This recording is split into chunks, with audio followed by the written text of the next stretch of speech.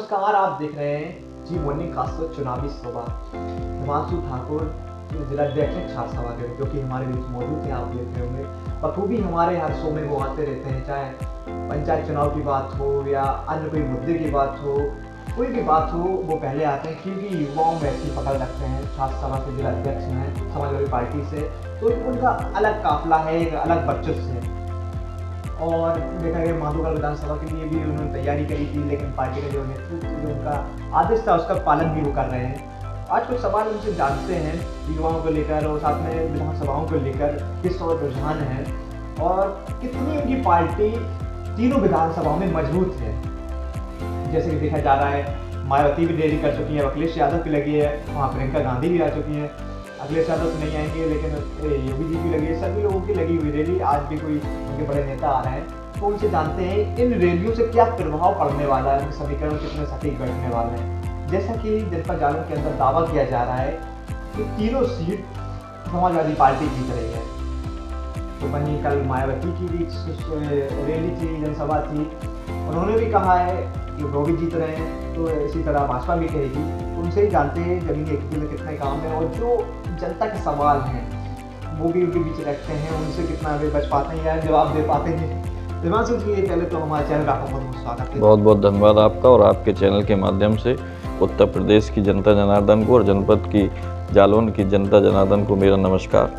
चुनावी सभा है, अब तो हर सभा चुनावी होती है, जब तक विधानसभा चुनाव चल रहा है वोटिंग नहीं हो जाती है। चुनावी सभा का पहला जो हमारा खास शो है उसका सवाल रहता है, तीनों विधानसभाओं में आपके प्रत्याशी उतरे हैं और दमखम से लड़ रहे हैं जी। तीनों विधानसभाओं में क्या लग रहा है, क्या असर पड़ रहा है? तीनों विधानसभा हम 100% जीत रहे हैं जनपद जालौन की। तीनों विधानसभा चाहे माधोगढ़ हो, चाहे कालपी हो, चाहे उरई सदर हो, हम तीनों विधानसभा जीत रहे हैं। आपके जैसे शीर्ष नेतृत्व जो टिकट कर देता है फिर उसके बाद परिवर्तन करता है, फिर से उरई का टिकट फिर वही हो जाता है, तो टिकट करने में नेताओं के साथ जो उनके मान सम्मान से खिलवाड़ हुआ है एक तरह का देखा जाएगा, तो जो प्रत्याशी भी हैं उनको साथ लाने में भी सक्षम नहीं हो पाए, तो क्या लग रहा है ये टिकट परिवर्तन पार्टी को नुकसान पहुंचाएगा या फिर नहीं? पार्टी का नुकसान तो इसलिए नहीं, माननीय राष्ट्रीय अध्यक्ष जी का निर्णय है और माननीय राष्ट्रीय अध्यक्ष जी के निर्णय को अगर समाजवादी पार्टी का सच्चा कार्यकर्ता है और सच्चा सिपाही होगा तो वो जरूर मानेगा। और टिकटों का जो आपने बात की है टिकट वितरण की, तो हमारे यहाँ हमें लगता है कि माननीय राष्ट्रीय अध्यक्ष जी ने अपनी सूझबूझ से और पार्टी के शीर्ष नेताओं के शीर्ष नेताओं से बात करके ये जो निर्णय लिया है, चाहे तो वो सारे निर्णय अच्छे हैं, हम लोग उन निर्णयों से सहमत भी हैं।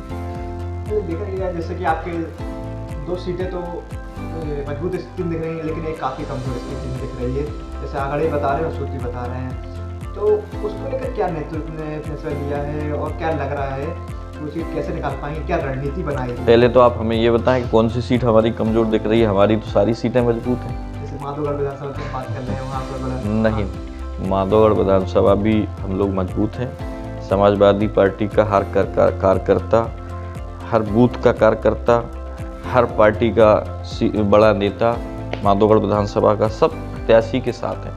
और सबसे बड़ी बात यह है कि हम लोग प्रत्याशी को नहीं देखते।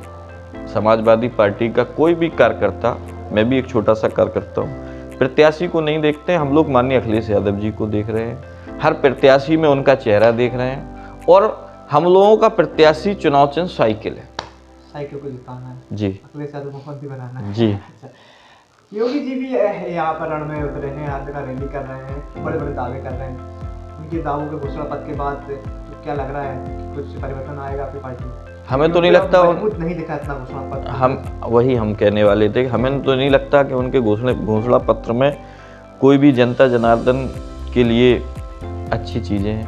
हमारा आप घोषणा पत्र उठा के देखिए, चाहे वो बेरोजगारी भत्ता की बात हो, चाहे लैपटॉप देने का, हम छात्र और नौजवानों की बात करेंगे क्योंकि यूथ की राजनीति करते हैं, चाहे किसानों के बीमा 5 लाख देने की बात हो, अब तो पेंशन भी 500 रुपये, जो वृद्धा पेंशन हमारी सरकार में 2012 में दी जाती थी, माननीय राष्ट्रीय अध्यक्ष जी ने उसको 1500 रुपये कर दिया। ऐसी तमाम ऐसी योजनाएं हैं जिससे लोग प्रसन्न भी हैं। अभी जो पोस्टल कार्ड से जो वो डाला गया है वोट, जो सरकारी इन लोगों की ड्यूटी लगती है उनकी डलवाए जाते हैं, तो वो सबसे ज़्यादा परसेंटेज में 95% जैसे योगी जी का दावा रहता है 300 प्लस, मतलब 350 की बात कर रहे हैं, 300 प्लस की अगले साल भी कर रहे हैं, तो क्या उनके दावे कितने सच्चाई है लगता है? क्योंकि जिस तरह उनके जन सैलाब देखने को मिला जहाँ रैली करते थे। आपने कल का जन सैलाब देखा होगा, एक वीडियो चल रहा है, योगी जी इस प्रदेश के मुख्यमंत्री हैं, इस प्रदेश के मुखिया हैं, और उस वीडियो में जितने मंच पे लोग होंगे उतने ही सामने लोग हैं।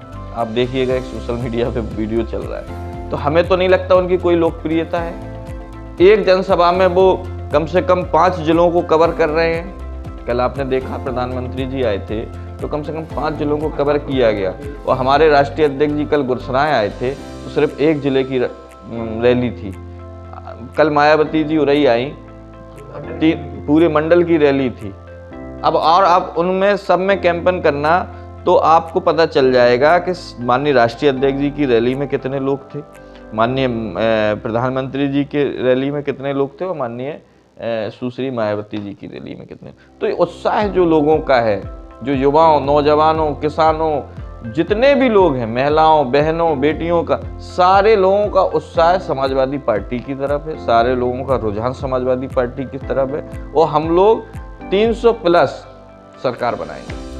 जैसे कि योगी जी ने चुनाव आते समय हिंदुत्ववाद की लहर चिल्ला दी है, तो क्या लगता है कि रुझान उनकी में परिवर्तन हो जाएंगे? और इस समय जैसे हिंदुत्ववाद की बात करी है हमने, हिजाब को लेकर बात कर रहे हैं, यूपी में भी बड़ा बवाल कटा हुआ है, राजनीति की बात कर रहे हैं, बड़ा बवाल कटा हुआ है। तो इस समय कैसे ये परिवर्तन आ गया कि हिंदू मुस्लिम की राजनीति में? क्योंकि अखिलेश यादव ने जब राजनीति की शुरुआत करी थी तो विकासवाद की भी राजनीति थी, विकासवाद के मुद्दे थे, रोजगार के मुद्दे थे, लेकिन लास्ट में आकर ये मुद्दे मुस्लिम पर लग गए। क्या मानते हैं इस राजनीति में? ये भारतीय जनता पार्टी हमेशा धर्मों को बांटने का काम किया, हमेशा धर्म की आड़ में राजनीति करने का काम किया।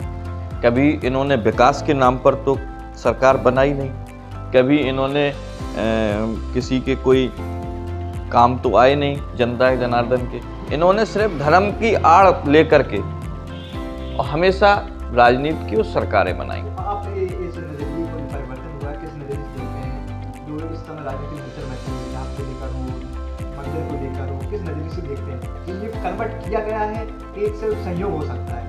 किसका? जैसे कर्नाटक में गीता विरोध हुआ, कर्नाटक की बात भी ये वही खत्म हो जाना चाहिए, क्योंकि ये मामला कोर्ट में जा चुका था, इसमें राजनेताओं को नहीं पढ़ना था। तो उसके बाद भी राजनीति में इसका प्रवेश हो जाना, वो उत्तर प्रदेश में पहुंच जाना, और 70 साल में अगर बात करते हैं सब चीज़ की, 70 साल में क्यों ये विवाद इस समय उठा? इस समय इसलिए उठा क्योंकि आप देखना, चाहे वो 2000, अब हमें कहना तो नहीं चाहिए, चाहे वो 2019 का लोकसभा चुनाव हो, चुनाव के ही समय पुलवामा हमला क्यों हुआ, तो ये मुद्दे तो जब चुनाव आता है, उत्तर प्रदेश की राजनीति का देश की राजनीति में बहुत बड़ा प्रभाव है, ये तो आप मानते ही हैं। उत्तर प्रदेश से ही प्रधानमंत्री निकलता है। तो आने वाले 2024 के चुनाव को देखते हुए वो जान रहे हैं कि अगर जैसे कि पश्चिम बंगाल में आपने देखा इनका ये नहीं चला, तो ऐसे ही उत्तर प्रदेश में एक तरफा जो अखिलेश जी की लहर है, जो समाजवादी पार्टी के प्रति लोगों का रुझान है, प्रेम है, स्नेह है, उसको देखकर ये बौखला रहे हैं, और अब ये हिंदू मुस्लिम लड़ाने का काम करेंगे। बहुत सी जगह अभी देखिए सोशल मीडिया पे कहीं चल रहा था कि वो एक हमारा प्रत्याशी था मुस्लिम, उसको चौराहे पे कुछ लोग मार रहे थे। अब उसमें चेहरा साफ भी नहीं, लेकिन इन लोगों ने उसमें ये दिखा दिया कि ये वहाँ का समाजवादी पार्टी का प्रत्याशी। तो इसी तरीके से ये लोग फिर से वही धर्म की आड़ में फिर से वही काम करेंगे, लोगों को बलगलाने का काम करेंगे और धर्म को बांटने का काम करेंगे। यूपी में ओवैसी जी की एंट्री होती है, फिर इसके बाद मुस्लिम शुरुआत हो जाती है, कई मुद्दे गरमाए, उन पर अटैक होता है। जैसे समाजवादी पार्टी के लोग इंटरव्यू लिए, उन्होंने कहा सर कि नाटक था, इस पर भी आप बताना है, इससे पूरा मतलब क्या आप? ये बिल्कुल स्पष्ट बात है कि ओवैसी जी भारतीय जनता पार्टी के एक एजेंट हैं, और ओवैसी जी पर जो अटैक हुआ है वो सोची समझी साजिश थी उन लोगों का। अच्छा, ये एक चीज बताइए, पुलवामा में 14 हमारे जवान शहीद हो गए, ओवैसी जी को 4 गोली घली, अभी तक एक खरोच भी नहीं आई। तो ये क्या है? ये सोची साची उनके द्वारा ये तो उनका ही पूरा गेम था। भारतीय जनता पार्टी का, ओवैसी जी का ये गेम था कि मुस्लिम कैसे भी, जो हमारे मुस्लिम भाई हैं जो आज हमारे साथ हैं, पार्टी के साथ हैं और 100% उत्तर प्रदेश में साथ हैं, तो उनको बलगलाने के लिए ओवैसी पर ये नाटक तरीके से रचत खेल था।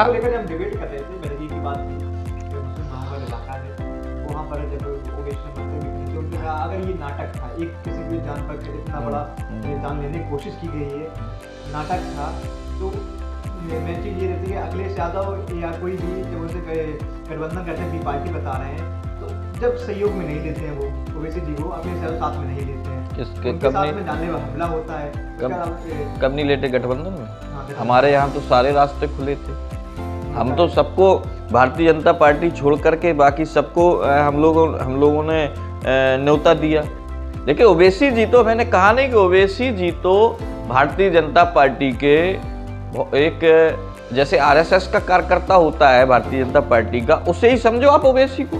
वो क्यों साथ नहीं आया? अगर मुस्लिम के हितैषी थे तो उन्हें जब मुस्लिमों की लड़ाई माननीय मुलायम सिंह जी और माननीय अखिलेश यादव जी लड़ते आए हैं, तो उनको तो 100% उत्तर प्रदेश में भागीदारी लेनी थी समाजवादी पार्टी के साथ। आप ये तीसरा मोर्चा जो आपने बनाया, चाहे बाबू सिंह जी हो, ओवैसी जी हो, ये सब लोग घिरे हुए हैं कहीं ना कहीं, तो इस वजह से ये लोग साथ नहीं आए। और कहीं ना कहीं इनके मन में लालच है, ये लोग तो समाज के नाम पर अपनी दुकानें चलाने का काम करते हैं। उस डिबेट में समर्थक ये कह रहे थे, अगर आप लोग विरोध कर रहे हैं, सब एक नाटक लग रहा है, तो ओवैसी जी को या आजम खान अगर आपकी पार्टी में है, कोई भी था, देखो हम एक चीज बताएं, एक एजेंट से आप एक नेता की तुलना नहीं कर सकते।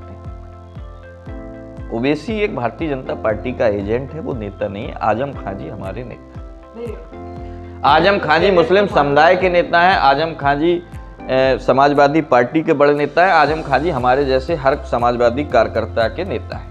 ये तो आपको, क्योंकि अगर आजम खान जी, आज ओवैसी हर बात पर भारतीय जनता, जब कोई भी भारतीय जनता पार्टी का ऐसा काम करती है तो सबसे पहला बयान ओवैसी का आता है। ओवैसी को आज तक पुलिस ने भी अरेस्ट किया, क्यों नहीं किया? आजम खान साहब आज 4 साल से जेल में बंद है। अगर वो भी अपने आप को समर्पित कर देते भारतीय जनता पार्टी के साथ, तो आज उनकी यह दुर्दशा होती। आज उनकी पत्नी, उनका बेटा, वो कितना उनके परिवार पे कष्ट हुआ। लेकिन वो नेता है, वो असली समाजवादी हैं, असली मुस्लिमों के हितैषी हैं, इसलिए उन्होंने झुकने का काम नहीं किया। अगर नेता हैं तो फिर उनको दोनों में जो खाती लग रही है, मुख्यमंत्री उप मुख्यमंत्री, उसमें क्यों नहीं दिया जाता है? आजम खान जी का यादव आ जाते हैं या कभी आजम खान, नहीं ऐसा नहीं है।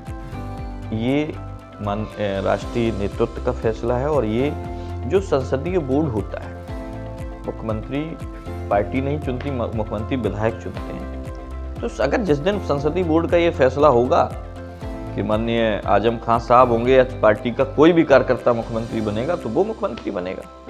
ये कोई मुद्दा नहीं है। आजम खान साहब बिल्कुल है। अगर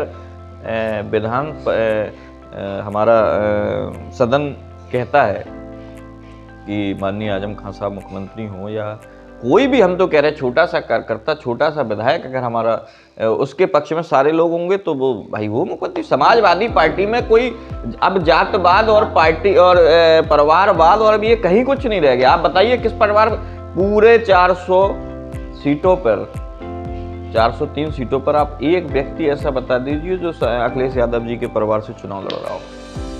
एक नाम आप बता दीजिए। नहीं, परिवारवाद तो कभी भी नहीं था पार्टी में, परिवारवाद कभी नहीं था, ये तो समाजवाद है। लेकिन जो और भी हम लोगों पर आरोप लगते थे, अखिलेश जी ने उन सबको भी खत्म कर दिया।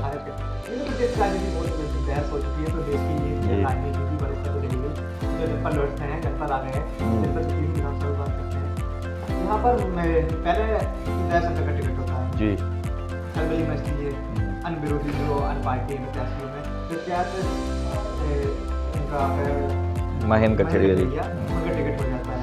तो एक तरफ उसी के देर मछली है, फिर उसके बाद दयाशंकर आते हैं, फिर कलवली मछली आती है। तो आखिर क्या है दयाशंकर में जो बसपा ले लो उस सबके जो उनकी कमेटी है, उनकी टीम है, खलबली मच जाती है। दयाशंकर फिर से दयाशंकर जी समाजवादी पार्टी के पुराने वरिष्ठ नेता हैं। 3 बार विधायक रहे, मंत्री रहे, और दयाशंकर जी की जो छवि है वो जनता में एक अपनेपन की छवि है। चाहे वो कोई भी, चाहे ठाकुर हो, ब्राह्मण हो, बनिया हो, कुर्मी हो, प्रजापत हो, कोरी हो, धोबी हो, धानोक हो, मतलब कोई भी जात का व्यक्ति, मुस्लिम हो, हिंदू हो, पंजाबी हो, कोई भी जात और समुदाय का व्यक्ति, दयाशंकर जी के हर समुदाय का व्यक्ति और जात का व्यक्ति साथ। और दयाशंकर जी बहुत ही जमीन से निकल के आए। दयाशंकर जी, आपको पता नहीं होगा, सबसे पहले निर्दलीय विधायक बने थे। जब ये निर्दलीय बात क्या आई, हम उसे बताते हैं। हम एक कोच में डिबेट भी कर रहे थे, जब वहाँ पर वर्तमान विधायक का बड़ा विरोध था। जब हम पहुँचे गाँव में, तो उनका एक कहना था, बड़े लोग खुश हो गए कि अगर हमने दयाशंकर यहाँ से आते हैं तो क्या करेंगे आप, फिर हम भारी मतों से विजय बना देंगे। ये लगाव क्या, मतलब हर क्षेत्र में पूरे उन्होंने विकास किया है, हमेशा उन्होंने विकास किया है। हर कार्यकर्ता के साथ रहे वो, हर कार्यकर्ता का उन्होंने साथ दिया, तो इसलिए लोग उन्हें चाहते हैं। आज आप देख रहे हो कि समाजवादी पार्टी का एक एक कार्यकर्ता, एक एक नेता दयाशंकर वर्मा के साथ है। बात हम करें महेंद्र कठेरिया जी की, महेंद्र कठेरिया जी भी हमारे पुराने नेता हैं, अच्छे नेता हैं, अच्छी पकड़ रखते हैं। लेकिन हम लोगों को 2022 में सरकार बनानी थी, तो राष्ट्रीय अध्यक्ष जी का जो निर्णय रहा, भाई उनका भी सम्मान किया, लेकिन कहीं ना कहीं कुछ ऐसा लगा होगा राष्ट्रीय अध्यक्ष जी ने, तो उन्होंने फिर से चेंजिंग किया और 2017 के चुनाव में उन्हें भी मौका दिया गया था। हमारे यहाँ सबको मौका दिया जाता है। तो हमारे जो महेंद्र कठेरिया जी, उनका भी पार्टी में बहुत अच्छा सम्मान है, और पार्टी उन्हें अच्छी जगह, इससे भी अच्छी जगह एडजस्ट करेगी, और 100% महेंद्र कठेरिया जी दयाशंकर जी के साथ हैं और समाजवादी पार्टी के साथ हैं। विवादों से पुराना नाता है।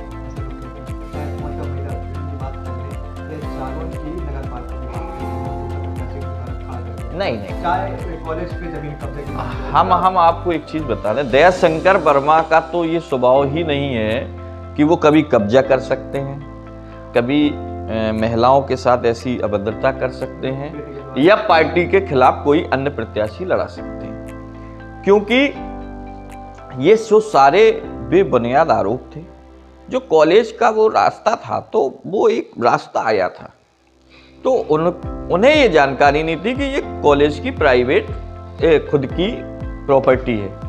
उन्होंने कहा ये तो आम रास्ता है, उस वजह से उन्होंने कोई कब्जा नहीं किया था, एक दरवाजा वहां से किया था। जब सारे लोगों ने उनको जानकारी दी, तो आज की डेट में वो दरवाजा बिल्कुल बंद है।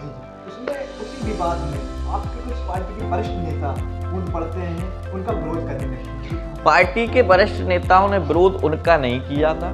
पार्टी के वरिष्ठ नेता जो हमारे थे, हम भी नाम नहीं लेंगे आपके, हमें भी पता है, सब पूरे जनपद को पता है, वो उनकी भी ये मजबूरी थी, क्योंकि वो भी उस गांधी इंटर कॉलेज परिवार से जुड़े हुए थे। तो उन्होंने वहाँ अपने परिवार का साथ दिया और यहाँ दल का भी साथ दिया, वहाँ साथ दिया।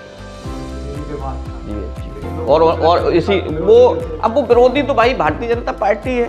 भारतीय जनता पार्टी तो छोटी सी बात को इतना बड़ा बनाती है, तो उस पर कोई बात नहीं। और सब लोगों के कहने पर, नेताओं के कहने पर, तुरंत दयाशंकर वर्मा जी ने उस चीज पे एक्शन लिया और तुरंत उस दरवाजे को बंद कराया। भारतीय जनता पार्टी की आपने बात करी, भारतीय जनता पार्टी के नगरपालिका अध्यक्ष, जिला पंचायत सांसद, मंत्री सभी यहीं से हैं। नहीं, अब जनता जनार्दन अब किसी के साथ नहीं है, जनता जनार्दन सिर्फ अखिलेश यादव के साथ है, और अब कोई डिस्टरबेंस नहीं होगा। जनता, आप जानते हैं सोशल मीडिया आज की दौर में इतनी तेज है, जनता जनार्दन पूर्णतः माननीय राष्ट्रीय अध्यक्ष जी के साथ है, और माननीय राष्ट्रीय अध्यक्ष अखिलेश यादव जी को पुनः मुख्यमंत्री के रूप में देखना चाहती है।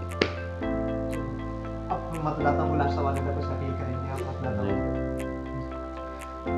आपके चैनल के माध्यम से मैं जनपद जालौन के समस्त जनता जनार्दन एवं युवा साथियों, मेरी माताएं बहनों को से मैं एक बात का निवेदन और अपील करता हूं कि समाजवादी पार्टी के जनपद जालौन के तीनों प्रत्याशी दयाशंकर वर्मा जी, विनोद चतुर्वेदी जी और राघवेंद्र जी वो अपना अमूल वोट दे करके माननीय अखिलेश यादव जी को मजबूत करें। साइकिल चुनाव चिन्ह पर किसी भी प्रत्याशी से हो सकता है अगर आपकी नाराज़गी हो तो उस नाराज़गी को दूर करके सिर्फ हर प्रत्याशी में अखिलेश यादव जी की छवि देख करके और हर प्रत्याशी को साइकिल मान करके समाजवादी पार्टी को वोट करें, साइकिल चुनाव चिन्ह पर वोट करें और माननीय अखिलेश यादव जी को पुनः मुख्यमंत्री बनाएं, जिससे कि आपका, हमारा और इस देश के युवा, किसान, नौजवान, बहन बेटियों का भविष्य फिर से उज्जवल हो। इन्हीं सभी शब्दों के साथ मैं आपसे सवाल तो कई थे अभी उनसे करने के लिए, लेकिन समय उतना ही था। तो उन सवालों में बड़ा मजा आया कि देश की राजनीति पूरी चल रहा है